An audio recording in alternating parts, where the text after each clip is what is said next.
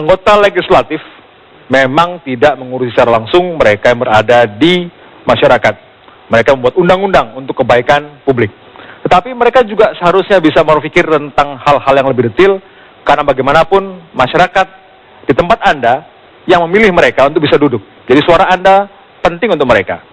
Ada dua narasumber panelis yang akan menyampaikan catatan mereka terhadap jawaban-jawaban dari kandidat yang ada di sini. Saya persilakan Bung Hanta Yuda memberi komentar. 30 detik gambar tentang jawaban tersebut. Apakah itu solutif dari masalah Pak Supriyanto? Silakan. Baik, terima kasih. Bapak Ibu Caleg, yang pertama, Anda berlima bukan seorang calon presiden. Yang kedua juga bukan menteri atau kepala daerah. Jadi bukan seorang eksekutif, meskipun tadi saya melihat banyak perdebatannya di wilayah eksekutif. Jadi fokus saja pada 3 fungsi anggota parlemen: legislasi, penganggaran, dan pengawasan. Dari kasus Pak Supriyanto tadi, soal BLSM yang tidak sampai, soal pendidikan, lapangan pekerjaan, dan seterusnya, saya paham bahwa di antara 4 ini juga bagian dari pemerintahan. Untuk fungsi misalnya pengawasan, kita tahu misalnya Pak Jazuli, PKS juga ada 3 menteri di sana. Saya minta Pak Jazuli mengomentari dalam fungsi pengawasannya di malam hari ini kinerja Menteri Sosial rekan Bapak itu dan juga Menteri Pertanian dalam konteks kasus ini. Lalu Pak Viva Yoga, lalu apa peran seorang Menko Perekonomian soal lapangan pekerjaan untuk menyelesaikan persoalan itu? Bagaimana Anda bisa mengomentari kinerja yang sekaligus Menko itu juga Ketua Umum PAN? Pak Pumpida, yang juga ada Menko Kesra, itu juga urusan pendidikan, urusan kesehatan, seterusnya. Kira-kira apa catatan kritis Anda sebagai seorang anggota parlemen mengawasi kinerja seorang Menko Kesra? Apalagi Bu Andi Nurpati, presidennya dari Partai Demokrat. Saya ingin dari Bu Andi Nurpati nanti sudah terpilih, apa catatan kritis Ibu terhadap kinerja Pak SBY selama ini? Pak Supriyanto dari, tadi, Jawa Tengah ya? Purworejo di belakang. Purworejo Jawa Tengah ya, Mas Budiman. Saya minta Mas Budiman mengomentari apa sebenarnya catatan kritis dari seorang gubernur Jawa Tengah yang juga rekan separtai Anda dalam konteks ini. Langsung minta. Satu lagi, sebagai anggota legislatif, peran legislasi Anda dari kasus ini, satu saja proposal Anda besok memperjuangkan satu pasal setelah terpilih, apa yang ingin Anda perjuangkan? Minta langsung nih, baik. Silakan. Saya minta pertama Pak Jazuli disebut tadi. Silakan. Terima kasih Pak Hanta Yuda. Ada 2 menteri paling tidak yang disebut oleh Bapak pengamat Pertanian dan Sosial. Ya. Ada beririsan di antara 2 kementerian, tetapi masalahnya Bapak Supriyanto ini adalah bukan petani, tetapi buruh tani. Kalau petani, tentu kita bisa tingkatkan produktivitas pertaniannya, kemudian juga lahan yang masih belum dibuka bisa kita buka untuk mereka. Mungkin yang kedua ini, kita carikan lahan-lahan yang memang belum dibuka, bisa dibuka, lalu diberikan kepada mereka-mereka yang menjadi buruh tani. Nah, persoalannya adalah, yang mereka sebelumnya petani juga seringkali gatel tangannya, pengen nerima duit, tanahnya itu dijual kepada orang kota. Lalu dia berubah status yang awalnya petani menjadi buruh tani. Ini juga yang harus kita bangun.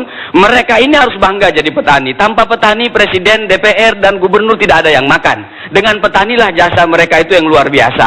Nah, buat Menteri Pertanian tentu memang pertama, Menteri Pertanian di samping harus meningkatkan kualitas produktivitas hasil pertanian supaya bisa menyukupi kebutuhan pangan, tetapi juga harus menyiapkan lahan-lahan bagi mereka-mereka yang memang belum memiliki lahan. Mereka harus punya lahan. Mereka harus bisa lahan bertani. Itu yang pertama. Kemudian untuk Menteri Sosial, sebenarnya Menteri Sosial punya program yaitu tentang KUB atau RTLH, rumah tidak layak huni. Mereka ini memang merujuknya kepada data BPS. Nah, saya berharap dengan undang-undang fakir miskin yang sudah kita selesaikan dan Menteri Sosial punya ruang untuk mendata yang di luar apa yang didata oleh BPS, orang-orang yang real seperti Pak Pri inilah yang harus dimasukkan, melalui dikucurkan program-program kepada mereka sesuai dengan kebutuhan. Cukup. Fungsi Menko Perekonomian itu harus melakukan koordinasi antar kementerian. Kalau Menteri Perekonomian tidak melakukan fungsi koordinasi, itu jelas tidak tepat. Nah, problemnya sekarang ini, hampir seluruh persoalan ekonomi, terutama yang mikroekonomi, dibebankan kepada Menteri Perekonomian. Itu juga tidak salah, tetapi sebenarnya harus ada pembagian tugas antara Kementerian Teknis dengan fungsi koordinasi dari Menko Perekonomian. Cabai, kemudian tomat itu merupakan sebuah fenomena terjadinya krisis, ya. Nah, itu langsung ditarik ke Menko Perekonomian. Seharusnya dari fungsi-fungsi kementerian dan lembaga negara itu harus ada fungsi teknis yang mampu untuk melakukan koordinasi dan fungsi pengawasan serta monitoring terhadap hal-hal yang berkaitan dengan persoalan mikroekonomi. Jadi menurut Anda pernyataan Pak Hanta itu nggak tepat ya? Itu yang pertama. Kritis. Nah, itu yang kedua. Jadi kalau ingin ditanyakan pasal apa nanti yang akan saya mohon maaf, kemukakan. Ya, Mas Viva dan Pak Jazuli, saya masih mendengar tone-nya itu masih menjadi jubir kementerian. Anda kan sebagai caleg, anggota parlemen, tugasnya mewakili rakyat. Saya minta komentar kritis Anda di malam hari ini terhadap menteri itu. Atau kalau berani memberi penilaian, misalnya Pak Viva Yoga memberi, kira-kira apa sih raportnya Nggak berani, Pak nanti Menko uang itu Perekonomian? ketua Boleh tidak? Berangkat dari kasus Pak Supriyanto ini misalnya, sebagai tanggung jawab sebagai seorang politisi yang membawa mandat rakyat, mengagregasi dan mengartikulasi kepentingan publik. Ya, gitu. oke. Jadi Pak kalau Jazuli juga ke demikian. Menko Ngomong-ngomong serius, berani Menko Perekonomian itu tidak anti kritik. Menko Perekonomian, Pak Hatta Rajasa, justru minta kritik kepada masyarakat, minta kritik kepada pakar, minta kritik kepada akademisi. Gunanya apa? Gunanya adalah dalam rangka untuk memperbaiki kinerja pemerintah. Yang Pak Hanta minta Jadi kritik yang Anda pertama. terhadap Yang kedua gitu. Yang kedua, kalau menurut saya,